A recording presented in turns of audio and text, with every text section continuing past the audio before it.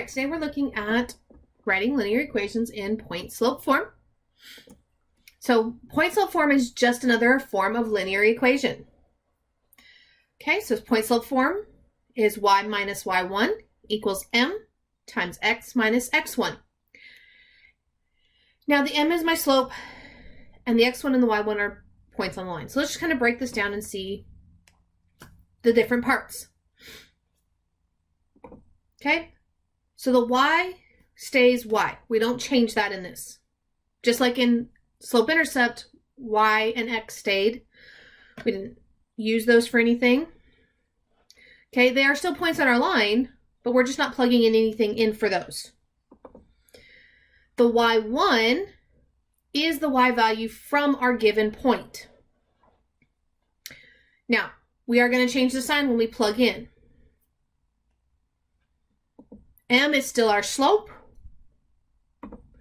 The x is going to stay x. Doesn't change.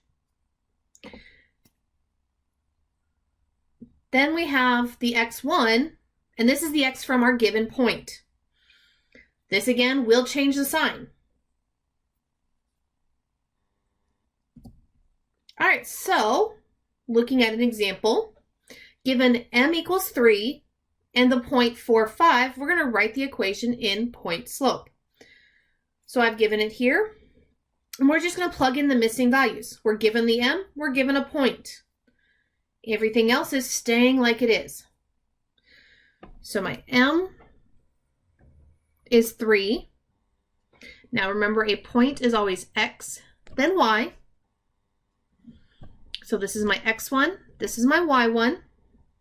So I get y minus 5 equals 3 times x minus 4. And there we have it. That is writing an equation in point-slope form.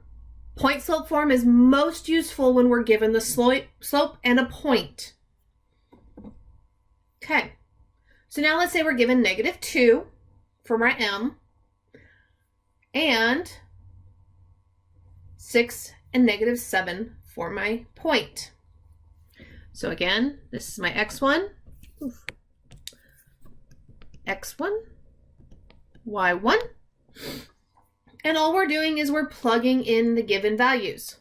So we get y minus my y1 value, which is -7, equals my m, which was -2, times x minus my x1, which is 6.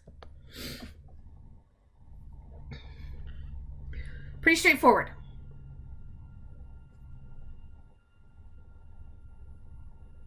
But looking at this one, okay, we've got everything plugged in.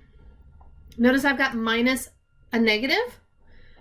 Remember, because that minus a negative, that actually becomes +7.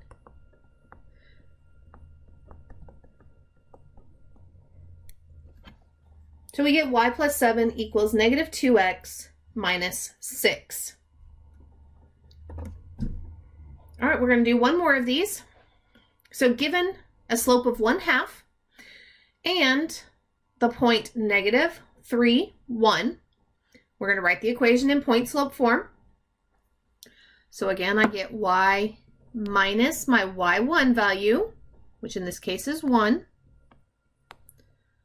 equals my m, which is 1/2, x minus my x1 value, which is -3. Okay, we have minus a -3, which turns that into a plus, so we end up with y minus 1 equals 1/2 times x plus 3. So that's all there is to plugging into point-slope form. All right, now let's look at, if we're given point-slope, can I identify the pieces of information that it gives me? Remember, point-slope gives me a point and a slope. It's in the name. All right, so what is my slope? Where's the m? Well, remember, that's my m right there, right? So my slope is 2. Now we're looking for the point xy. Well, remember, my x1 comes from here, my y1, whoops, not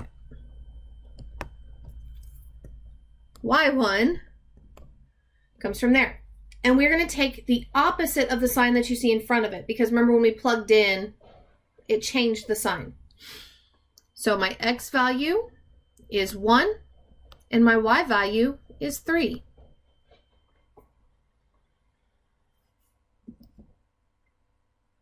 Okay, identify the point and the slope. So what is my slope? Okay, there's my m.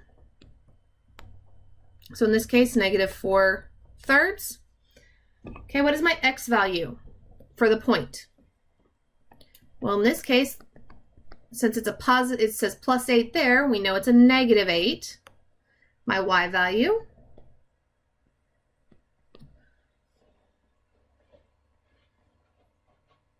is a +2, since it's -2.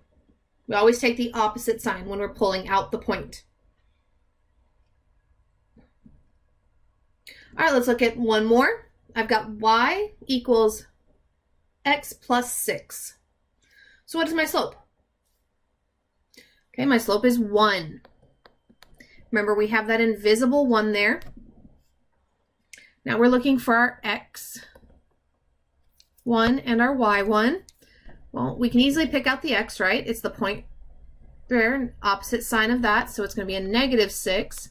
But what is my y? I have nothing right there adding to the y, correct? Well, if I don't have anything adding to the y, we know that it is 0.